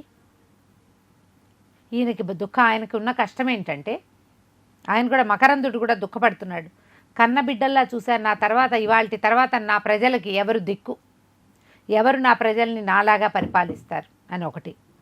అయ్యో మణిమంజరి ఇంత మాట పడిందే, ఆమె నన్ను మోసం చేసింది అనుకోలే, ఇంత అవమానానికి గురైందే మణిమంజరి, పెళ్ళైన నాటి నుంచి బహిప్రాణంగా మెలిగింది నాతోటి. ఆ ప్రజలందరికీ మహాదేవి అంటే అత్యంత ప్రీతి. ఈ చెడ్డ మాటతో ఆమెను వదిలిపెడుతున్నానని ఆయనకి పరమ దుఃఖంగా ఉంది. కానీ గుండె దిటవు చేసుకున్నాడు. తీసుకుపోయారు వధ్యస్థానానికి. ఆ నుంచోబెట్టారు. తలార్లారా నేను సిద్ధం అన్నారు. సరే, లాటరాజు ఎదురుగుండా నిలబడ్డారు. ఇంకా కొంతమంది రాజులు దుఃఖంతో నుంచున్నారు. ఈ లోపల కత్తెత్తారు. ఎత్తేసరికి ఒకడు వగరుస్తూ పరిగెత్తుకొచ్చాడు. ఆపండి ఆపండి, కొట్టద్దు కొట్టద్దు అని కేకలు పెట్టాడు. పెట్టేసరికి ఆపారు తలార్లు. ఆ వచ్చిన వాడు పరిగెత్తుకుంటూ వచ్చాడు. హయగ్రీవుడు వాడి పేరు. అంతఃపురానికి రక్షణ కాపలా ఉండేటువంటి సైనికుడు. ఎక్కడ అంతఃపురానికి? విక్రమార్కుడి అంతఃపురానికి కాపలా ఉంటాడు. ఓహో. ఆపమన్నారు ప్రభువులు. ఈ వధని రేపటికి వాయిదా వేశారు. ఈ ఒక రోజుకి ఆపమన్నారు. ఆనంగానే లాటరాజు నిర్ఘాంతపోయాడు. నేను ఒప్పుకోనన్నాడు. అనగానే చీ చీ చీ అన్నారు ప్రజలంతా. ఈ ఒక్కరోజైనా ఇతను బతికుంటాడు, ఇలాంటి మహానుభావుడు వల్ల ఈ దేశం పునీతం అవుతుంది అని లాటరాజుకి ఏం చేయాలో తెలియలే. వెళ్ళిపోయాడు. ఇతన్ని తీసుకుపోయారు. చేతులు పుచ్చుకొని మధ్యస్థానం నుంచి మళ్ళా ఆ భవనానికి చేర్చారు. ఇక్కడ ఏం జరిగింది? ఆనాటి తెల్లవారుజామున, అంటే దశమి నాటి తెల్లవారుజామున 3 గంటలకి అంతఃపుర సైనికుడు ఒకడు వచ్చి మహారాజును నిద్రలేపాడు. రాత్రి పగలు ఎప్పుడైనా సరే మహారాజును చూడాలి అని ఎవరైనా అత్యవసరము అంటే అప్పుడు ఆయన నిద్ర లేపుతారు విక్రమార్కుడిని. రాత్రి 3 గంటలకి సైనికుడు లోపలికి వచ్చాడు. హయగ్రీవుడు, ప్రభు, 2 స్త్రీలు వచ్చారు. వీళ్ళు అత్యవసరంగా మిమ్మల్ని కలుసుకోవాలంటున్నారు అనేసరికి ఈయన ఆశ్చర్యపడి, స్త్రీలా? ఎట్లా ఉన్నారంటే ఉత్తమ వంశ సంజాతులుగా కనపడుతున్నారు. ఈయన వెంటనే మన కువలయమాల అనే ఒక అంతఃపుర దాసిని పిలిచాడు. కువలయమాల బయట ఎవరో స్త్రీలు నిలబడి ఉన్నారట. మరి ఉత్తమ జాతి వారు ఎవరో ఈ సమయానికి వచ్చిన వాళ్ళు ఎందుకు వచ్చారో, వాళ్ళు ఏమైనా నాకు చెప్పగలరో లేరో, పురుషుడికి చెప్పగలిగే మాటో కాదు, వెళ్ళి నువ్వు కనుక్కో, నేను ఇక్కడ మెలకుగానే కూర్చుంటానని ఆయన సింహాసనం మీద ఆసనం మీద కూర్చుని కువలయమాలని పంపించాడు బయటికి. ఆ కువలయమాల వెళ్ళి వాళ్ళని దగ్గరికి వెళ్ళింది. అమ్మాయి ఎవరు ఏమిటంటే 2 స్త్రీలు. అందులో ఒక ఆమె చిన్నది, రెండో ఆమె కొంచెం పెద్దదిగాను ఉంది. ఏజ్ డిఫరెన్సెస్ ఉన్నాయి కొద్దిగా. ఒక ఆవిడ మేలు ముసుగులో ఉంది. రెండో అమ్మాయి ముఖదర్శనం అవుతోంది. ఎందుకు వచ్చారు ఏమిటమ్మా అంటే, అమ్మ మేమిద్దరం సంగీతజ్ఞులం, వీణ సంగీతాల్లో అది అందవేసిన చేతులు మావి, మేమిద్దరం స్నేహితురాళ్ళం. మాలో మాకు ఒక గొడవ వచ్చింది, మా ఇద్దరిలో ఎవరు గొప్ప అని. ఆ ఎవరు గొప్పో తెలుసుకోవటం కోసం ఈ సంగీతంలో మేటి రంభా ఊర్వశుల నాట్యాలలోనే మేలు తెలపగలిగిన వాడైనటువంటి విక్రమార్క చక్రవర్తి చేతే ఆ మాట చెప్పించుకుని మా జీవితాలకి సార్థకత పొందాలని ఎక్కడో దూరం నుంచి వచ్చాం. 10 రోజులైంది ప్రయాణం మొదలుపెట్టి. నుంచున్న చోట కూర్చోలేదు, కూర్చున్న చోట పడుకోలేదు. ఎంతో శ్రమకొచ్చి ఈ వేళకి చేరాం. మేము అక్కడ ఇక్కడ ఉండటం ప్రభువుల్ని సేవించాలని ఈ సమయంలోనే వచ్చేసాం. ఇది మా ప్రాణాల మీద ఆనగా వచ్చాం కాబట్టి ఈ మాట తెలుసుకోవటం కోసమే మేము విక్రమార్కుడిని ఆశ్రయించాం. ఈయన ఆశ్చర్యపోయాడు. నేనంత సంగీతజ్ఞుడిని గాను అనేసరికల్లా అని చెప్పాడు. కువలయమాలంది ప్రభువులు ఇట్లా సెలవిస్తున్నారు అని చెప్పింది. మధ్యలో నుంచుంది. ఈ అమ్మాయి అన్నది, మీ ముసుగులేని అమ్మాయి, ప్రభువులు మహావినయంతో ఇంత మాట చెప్తున్నారు. ఈ వినయశాలి అవటం వల్ల నాకు అంత సంగీత జ్ఞానం లేదు, ఇంత మహాసంగీతజ్ఞుల్ని నేను చెప్పలేనని అంటున్నారు. కానీ ఒకవేళ వారు నిజంగానే చెప్పలేనని భావించేటట్టయితే ప్రభువుల సమక్షంలోనే విదర్భరాజ మహాప్రభువు మకరందుడు ఉన్నాడట, ఆయన ఖచ్చితంగా చేయగలడు. ఎందుకంటే ఆయన సంగీత నిధి, ప్రపంచమంతా తెలుసు అతను సంగీతజ్ఞుడని. ఆయనతోటి మాకు తీర్పిప్పించండి అనేసరికల్లా ఈయన అన్నాడు, మకరందుడా అని. ఆయనకు దుఃఖం వచ్చింది. ఆ దుఃఖం అణుచుకుంటూ ఉత్తరీయంతో కళ్ళు తుడుచుకుంటూ ఇంకొక 2-3 గంటల్లో అతను మరణం సంభవించబోతోంది. మకరందుడు ఒక శిక్షకి గురై ఉన్నాడు అనేసరికి హరిహరి అని కళ్ళు చెవులు మూసుకున్నారు వీళ్ళు. మా సమస్య తీరకుండా మకరందుడికి శిక్ష వెయ్యొద్దు, ఒకవేళ మేము చేయలేము, మకరందుడితోటి చేయించలేము అంటే మీ ఎదురుగుండానే వజ్రం మింగి చనిపోతాం మేమిద్దరం. మకరందుడే తోటే మాకు ఇది చెప్పించండి, చెప్పించి మమ్మల్ని రక్షించండి. ఇప్పుడు ఇద్దరు స్త్రీలు అర్ధరాత్రి వేళ వచ్చి మాకు ఒక స్పర్ధ వచ్చింది, ఈ స్పర్ధ తీరితే కానీ మా ఊళ్ళో మొహం చూపించలేము, మేము అవమానపడి ఉన్నాం, కాబట్టి మా మాటకి మా కోసం మీరు మకరందుడిని తీసుకురండి అంటే, మకరందుడు ఎలాగూ చనిపోయేదే, ఇవాళ చనిపోయేది రేపు చనిపోతాడు, ఈ ఒక్కరోజుకి ఆపండి అనగానే వెంటనే సరే ఈయన ఒప్పుకుని ఆ కోలైమాల హయగ్రీవుని బిలు బాగా మేఘాల మీద వెళ్ళమను, మకరందుడి వధని ఆపి అతన్ని వెనక్కి తీసుకురమ్మను అని పంపించారు. ఆ హయగ్రీవుడు అతనికి తెలుసుగా మకరందుడు చచ్చిపోతున్నాడంటే వాళ్ళకి బాధగానే, వాడు పరిగెత్తుకుంటూ వచ్చి కత్తెత్తే సమయానికి ఆపేశాడు. సరే పొద్దున సభలో కూర్చున్నారు. సభలోకి మొత్తం అందరూ చేరారు. ఎంతమంది చేరారో ఆ సభ నిండా జనమే. ఈ లాటరాజు, సింధురాజు, ఆ రాజు, ఈ రాజు, రాజులంతా చేరారు. అక్కడి నుంచి నవరత్నాలుగా చెప్పబడేటువంటి వరాహమిహిరుడు, వరడుచి, కాళిదాసు వీళ్ళంతా చేరారు, పెద్ద పెద్దవాళ్ళు. అపర ధన్వంతరి క్షపణకుడుట ఆయన పేరు, ఆయన కూడా. మొత్తం జనమంతా పేరోలగమంతా నిండుగా ఉంది. అప్పుడు ఆ సమయానికి ఆ ఇద్దరు స్త్రీలు లోపలికి వచ్చారు. ఇద్దరు ముసుగుల్లోనే ఉన్నారు. వాళ్ళ వెనకాల వీణలు గీణలు వచ్చినాయి. ఈయన అంతఃపుర దాసిన ఒక ఆమెను పంపించి వాళ్ళని ఎదుర్కొని సభలోకి రప్పించాడు. రప్పించాక సరే లోపల కూర్చోబెట్టారు. మకరందుడు సరే మకరందుడిని ఒక భటుడు వెళ్ళి మకరందుడిని తీసుకొచ్చాడు. మకరందుడిని కూడా సభాప్రవేశం చేయించారు. మకరందుడు లోపలికి వచ్చాడు, కూర్చున్నారు. ఏమిటి ప్రభు అంటే, ఇట్లా ఒక స్పర్ధ ఉంది, ఇద్దరు గాయనీమణులు, సంగీతంలో దిట్టలు, వీళ్ళ మధ్య ఎవరు గొప్పవాళ్ళో చెప్పాలి అనేసరికి వీళ్ళు అన్నాడు, నేను అసలు భగవంతుడికి దగ్గరైపోయే క్షణంలో మీరు నన్ను పిలిపించారు, చాలా డోలాయమానంగా ఉన్నాను, నాకు మనసు చాలా ఇదిగా ఉంది, సరే ఇదేదో చేసి వెళ్ళిపోతానన్నాడు. అలాగే కూర్చోబెట్టారు. ఈ ఆడవాళ్ళల్లో ఒక అమ్మాయి లేచి నిలబడింది. ఏం చెప్పింది, మేమిద్దరం స్నేహితురాళ్ళం, నా పేరు చంద్రలేఖ, నా స్నేహితురాలు రత్నప్రభ, మేమిద్దరం చిన్నప్పటి నుంచి చెలిమికత్తెలం, చిన్నప్పటి నుంచి మేము వీణా సంగీతం కలిసి నేర్చుకున్నాం. మా ఇద్దరిలో ఎవరు గొప్ప సంగీతమో ఎవరిది అద్భుతమైందో తెలియటం లేదు. అది తెలుసుకోవటం కోసమే మేము ఈ ప్రయత్నం చేసాం. ఇలాంటి సభలో ఇంతమంది గొప్పవాళ్ళు ఉన్న సభ, రాజాధిరాజైన విక్రమార్కుడి సన్నిధి, స్వర్గలోకానికి రథం వేసుకుని వెళ్ళి రమాబురోసుల మధ్య నాట్యాల తాలూకు గొప్పతనాన్నే తెలుసుకోగలిగిన ప్రభువు ముందు మా విద్యా ప్రదర్శన, మాలో ఎవరు గొప్పవాళ్ళో తెలుసుకోవటం మా జీవితాలకే మన్నన, కాబట్టి మేము ఈ పని చేస్తున్నాం. ఇతనికి మకరందుడికి కంఠం ఎక్కడో విన్నట్టుంది, కానీ ఆ కంఠం జ్ఞాపకం రావట్లేదు. ఆయన పైగా మతిపోయినాడు. ఎలా ఉన్నాడు, నెల రోజుల క్రితమే ఈ మరణం నిశ్చయమై ఉంది. కాశీవాసం చేశాడు, భగవంతుని చూసిన అన్నం బోదు చేస్తున్నా కూడా వచ్చాడు. వచ్చిన దగ్గర నుంచి పంచమి నాడు తిరిగి వచ్చాడా, ఏకాదశి దాకా ఈ వారం రోజులు మరణాసన్నుడుగా ఉన్నాడు. సన్నగా చిక్కిపోయాడు, మొహం పాలిపోయి ఉంది. ఆయనకి చచ్చిపోతాను అన్న క్షణంలో ఆపితే ఆనందం రాలేదు, భగవంతుని చేరే క్షణం నుంచి లాక్కొచ్చేసారనిపిస్తుంది. పరమదిగాలుగా ఉన్నాడు. ఈ కంఠం విన్నట్టుంది కానీ ఆయనకి జ్ఞాపకం లేదు, ఎక్కడో విన్నాను అనుకుంటాడు. కంఠాన్ని పోలిన కంఠాలు ఉంటాయి. ఇంతలో ఒక్కొక్కళ్ళిద్దరూ సంగీతం మొదలుపెట్టారు. చంద్రలేఖ అత్యద్భుతమైన గాయని, అత్యద్భుతమైన వీణ. అసలు ఆ వీణ కదులుతోందా లేదా ఏమిటో తెలియటల్లా. ఎన్నెన్ని రాగాలు కొట్టిపోసారో ఇద్దరు. చంద్రలేఖ అద్భుత గాయని, అద్భుత వీణేగత్తె రత్నప్రభ కూడా అలాంటిదే.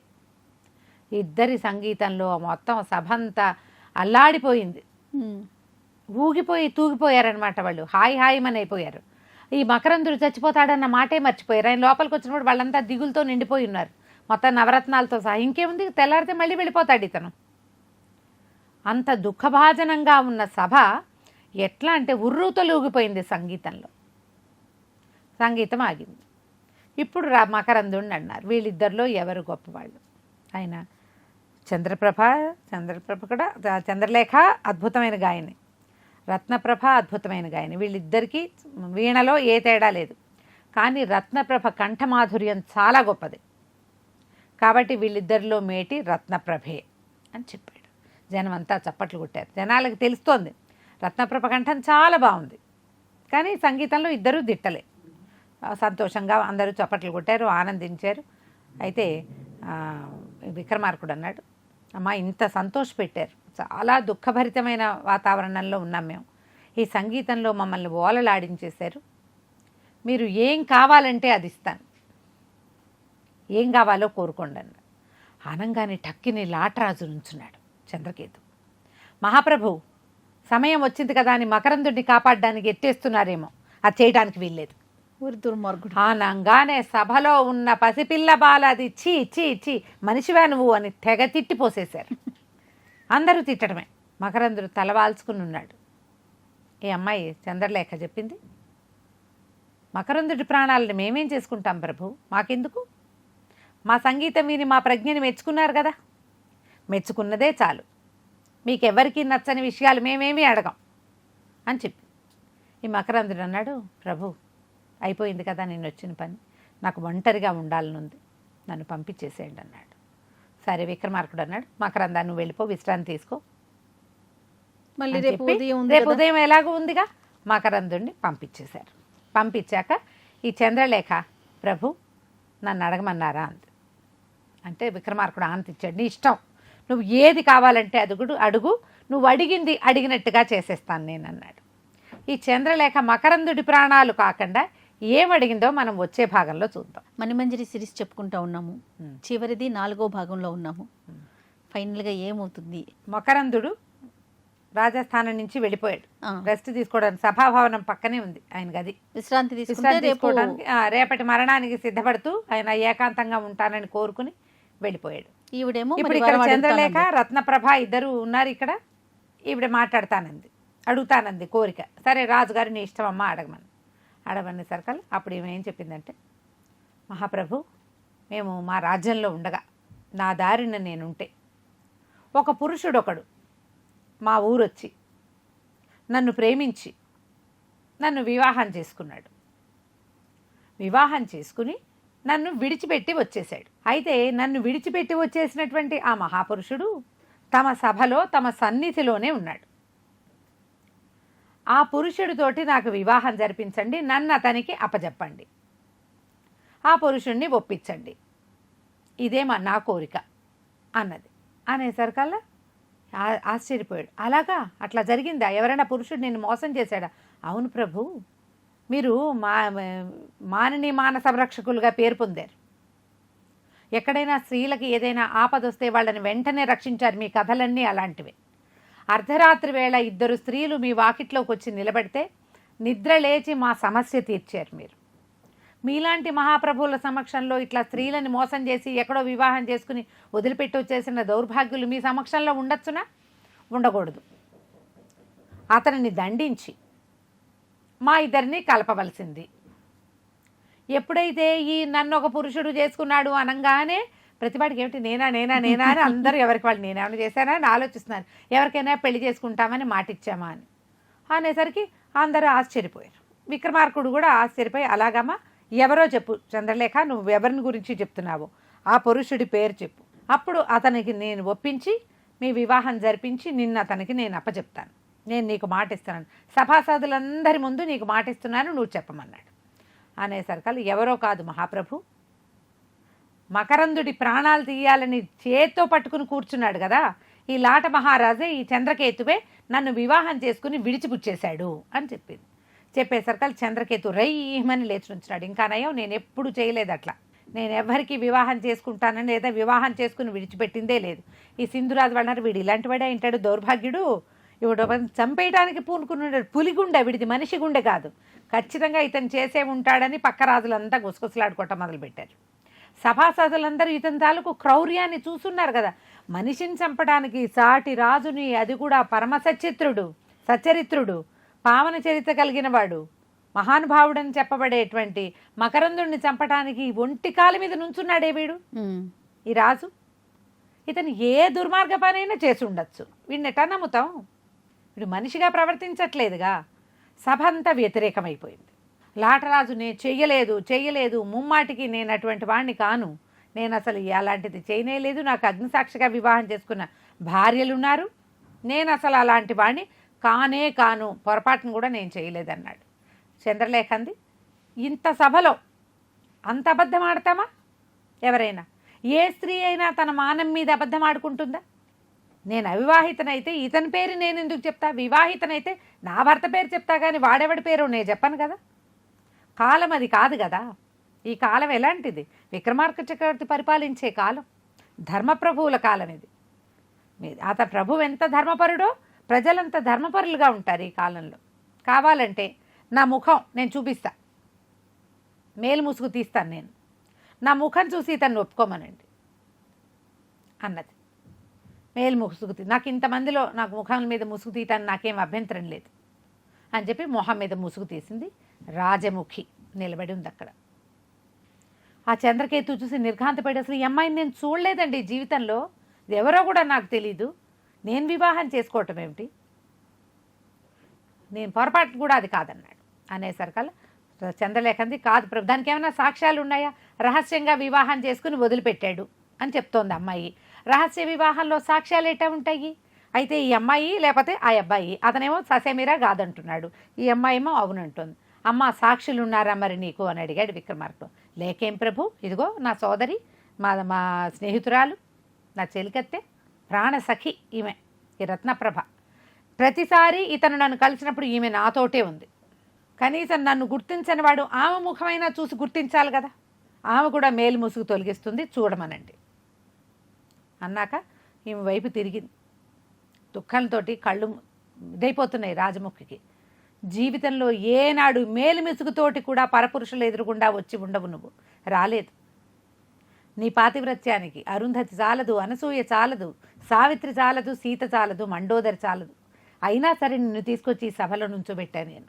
ఏనాడు నువ్వు ఎవ్వరికీ కనపడలా, కానీ ఈ సభలో ఉన్న వాళ్ళందరూ, పెద్దవాళ్ళంతా నీ తండ్రులు, సమాన వయస్కులందరూ నీ సోదరులు, చిన్న వయస్కులందరూ నీ కుమారులు. అలాగే భావించి నీ మేలి ముసుగు తొలగించి నీ ముఖాన్ని ఇతనికి చూపించు. ఈ అబద్ధాలాడేవాడు, పులిగుండగలిగిన ఈ మనిషి, ఇతను సర్పం లాంటివాడు, ఇతన్ని ఒప్పించడానికి నేను నీ ముఖాన్ని ఈ సభలో చూపిస్తున్నాను, మేలు ముసుగు తీయి అన్నది. అన్నాక మళ్ళీ నేనే తీస్తానని ఆమె మేలు ముసుగు తొలగించింది. సభ అంతా నిర్ఘాంతపోయింది. రాజముఖి సౌందర్యవతే, కానీ ఈ ముసుగు తొలగించబడిన మహారాణి మహాద్భుత సౌందర్యవతి, పద్మినీ జాతి స్త్రీ. ఆమె కళ్ళు, ఆమె ముఖము, ఆ మనిషిని చూసేసరికల్లా సభ మొత్తం అచ్చెరువు చెందిపోయింది. కాళిదాసు కూడా, మహాకావ్యాలు రాసిన వాడు కూడా నేనేనాడు ఇంత సౌందర్యాన్ని వర్ణించలేదనుకున్నాడు.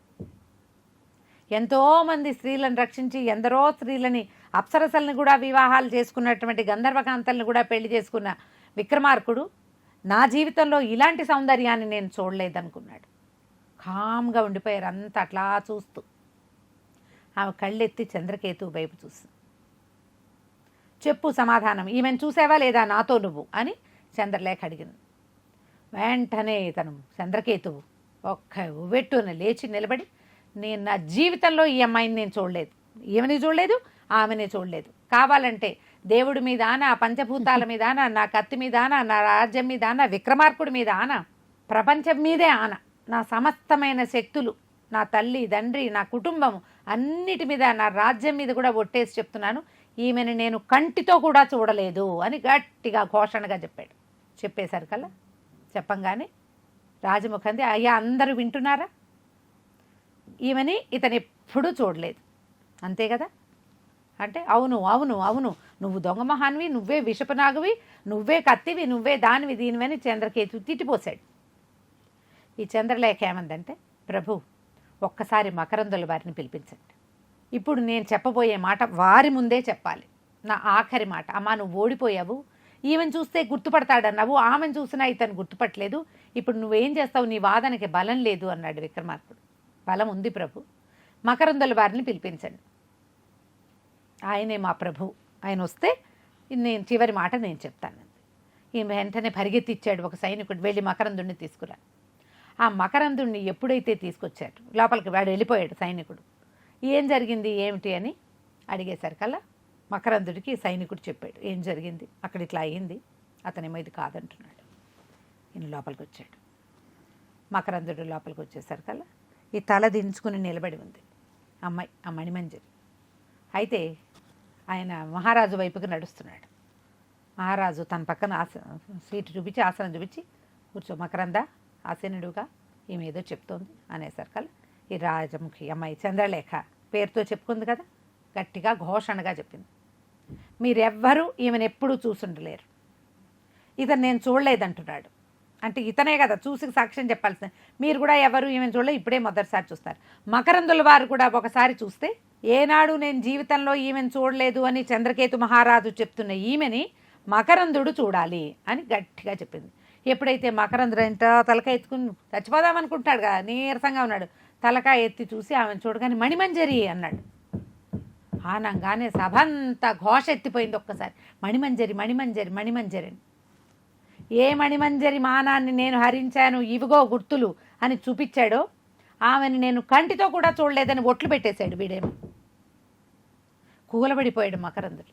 ఆమె ముసుగు లాక్కుంది తన మొహం మీదకి. ఆ కూలబడిపోగానే శైత్యోపచారాలు చేశారు చుట్టుపక్కల సైనికులు, వాళ్ళంతా ఉన్నారు. గబగబా విసిరి మంచినీళ్ళు తెచ్చేసరికల్లా అప్పుడు ఈమె అడిగింది చంద్రలేఖ, ఏం జరిగింది? చంద్రకేతువు విదర్భ రాజ్యానికి వచ్చి మా అంతఃపురంలో ఉన్నటువంటి ఒక దాసీతోటి సంబంధం ఏర్పరచుకుని ఆమె చేత మా ప్రభువు మా మహారాణికి ఇచ్చినటువంటి కత్తి ఉంగరము తెప్పించి, ఆ కత్తి ఉంగరము ఆనవాలుగా చూపించి ఈ మహాసభలో మహారాణి మణిమంజరిని మానహీనురాలుగా చూపించాడు.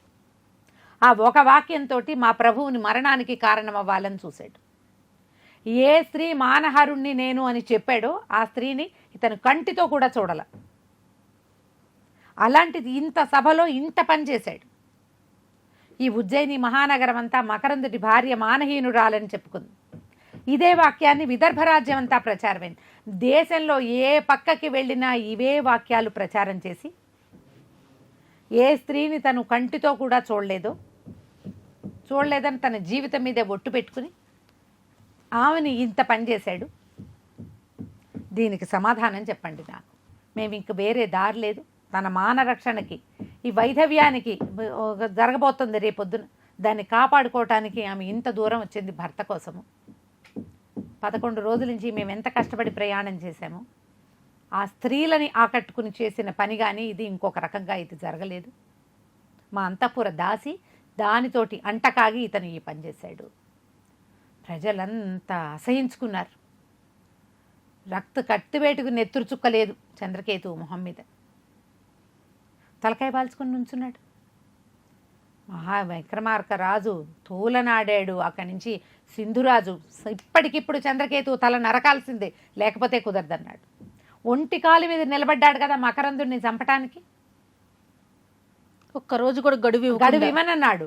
పూటపడ్డందుకు నేను ఆగుతాను, నేను హామీ ఉంటానంటే నన్ను కూడా చంపడానికి కూడా వెనక్కి తీయలేదు. నన్ను చంపటానికి కూడా ఇలాంటివన్నీ ఎందుకు బతికించుంచాలి అని ఇక ప్రజలంతా కూడా చంద్రకేతువుని సంహరించాలి వలవలా ఏడుస్తూ వచ్చి పాదాలు పట్టుకున్నాడు. ఒక అర్థం లేని మొండితనంతో, నా మాట గెలిపించుకోవాలన్న మొండితనంతో దీని మీదకి వచ్చాను నేను. ఆ మాట గెలిపించుకోవాలని ఇంత పని చేశాను. మహాపతివ్రతని మానహీనురాలుగా నిలబెట్టాను. ఒక మహారాణి మేలు ముసుగు తీయాల్సిన అవసరం కల్పించాను. నాది తప్పు, నేను పొరపాటు చేశాను. నా వంశానికి వంశచరిత్ర పాడు చేసుకున్నాను, నన్ను క్షమించండి. చంపితే కానీ కుదరదన్నారు సభాసదులంతా. కానీ మకరందుడు ఒప్పుకోలేదు. పశ్చాత్తాప్తుడైన వాడిని వదిలిపెట్టేయాలి. ఎవడు పశ్చాత్తాప్తుడో వాడికి ఎప్పటికి వాడికి ఇంకేం లేదు, అదే వాడిని సంహరిస్తుంది అని లాటరాజును వదిలిపెట్టేశారు. మా మణిమంజరిని అడిగారు, అమ్మా నీ ఉద్దేశం ఏంటని. క్షమించమని అడిగిన వాడిని వదిలేసేయాలి, అతన్ని సంహరించకూడదు. క్షమించమన్నాడు కాబట్టి వదిలిపెట్టేయాలి.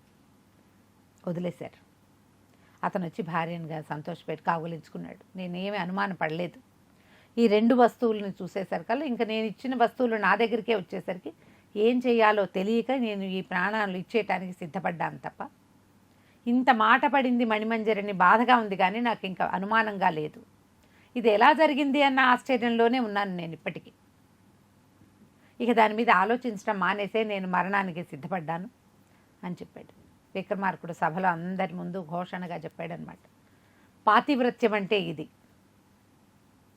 ఇంట్లో ఉండటం కాదు, ఎక్కడ తనకి మానహాని జరిగిందో అక్కడ నిలబడి తన కోసం తను పోరాడమే పాతివ్రత్యం, భర్త కోసం పోరాడమే పాతివ్రత్యం. అందుకని ఇంకా ఇలాంటి వాళ్ళు ఉన్నప్పుడు దేశం సుభిక్షంగానే ఉంటుంది. చాలా రోజులు తమ దగ్గరే భార్యాభర్తల్ని ఉంచుకుని కొన్నాళ్ళకి సంతోషంగా వాళ్ళ ఊరికి వాళ్ళని సాగనంపారు. ఈ కథ అంతా విదర్భ రాజ్యం ఏమిటి భారతదేశంలో ఎల్లెడలా పాకింది. తన మీదకు వచ్చిన చెడ్డ మాటని తనే తొలగించుకుంది, ఒక్క రక్తపు బొట్టు చిందించకుండా, కొన్ని ఎత్తుటిపుట్టు కూడా బయటికి రాకుండా, తనని ఇంత మాటకి ఇంత పరాభవం చేసిన వాడిని కూడా క్షమించి వదిలిపెట్టిందని మణిమంజరి దేవిని ఎంతో మెచ్చుకున్నారట ఆ కాలపు ప్రజలు. కథ కంచికి మనం ఇంటికి. సూపర్ రమ్మగారు. చిలకమర్తి వారు ఏం ఎక్సలెంట్గా పట్టుగా రాశారు. అసలు కథ చదువుతుంటే ఉంటుంది జయ, ఒక్క వాక్యము సింప్లిఫైడ్ భాషలో దీన్ని రాసి ప్రజలకు అందించాలనుంది నాకైతే. రాయండి రమ్మగారు. ఎంత బాగుందంటే చాలా బాగుంది. బాగా రాశారు, చాలా చాలా మంచి పట్టుగా వెళ్తుంది. కుదిరితే విష్ణువర్ధనుడు కూడా చెప్దాం వచ్చేసారి. తప్పకుండా. నమస్తే. నమస్తే జయ. And for more videos, Please subscribe to iDream. Please subscribe to iDream. Please subscribe iDream. And please subscribe to iDream. For more videos, subscribe to iDream. please like, share and subscribe to the channel. Congratulations, iDream. Subscribe to iDream. Subscribe to iDream. So subscribe to iDream Media. iDream ki iDream team andarki huge congratulations. Please subscribe iDream Media. Please subscribe to iDream. Subscribe iDream. Please subscribe to iDream. iDream అంటే నా కళల ఛానల్ను subscribe చేసుకున్న నోరు తిరుగుతలేదు, మీరైతే గంట గుర్తు కొట్టండి. For more such videos, please subscribe to iDream. Subscribe to iDream. Please subscribe to iDream. Please subscribe iDream Media. Please do subscribe to iDream. Please subscribe to iDream Media. For best entertainment and information, please subscribe iDream. And don't forget to subscribe to iDream.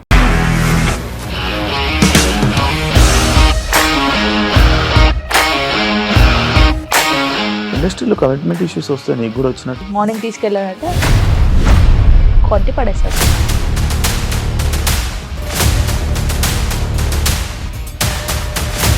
ఒక్కళ్ళు కూడా చూడలేదు ఈ cinema అని చెప్పడానికి కూడా చాలా ధైర్యం కావాలి. అది నిజం కదా, దాంట్లో ధైర్యం ఏంటి? ఇది నెక్స్ట్ డే ప్లేట్ మార్చేస్తే తప్పు కదా. As of now we're comfortable this అని నేను అనుకుంటున్నాను. రష్మిక గారిది మీది ఒకే ఊరంట కదా. నీకు కోపం వచ్చిందంటే బాగా తిట్టేత్తరా? తిట్టేద్దామండి. నిజంగా గేమ్ ని ఎలా చేంజ్ చేయగలిగారు? APSFC వాళ్ళకి 6 నెలల్లో నేను 6 లక్షలు కట్టా. బిజినెస్ చేయాలనుకుంటే it is as difficult as riding a tiger.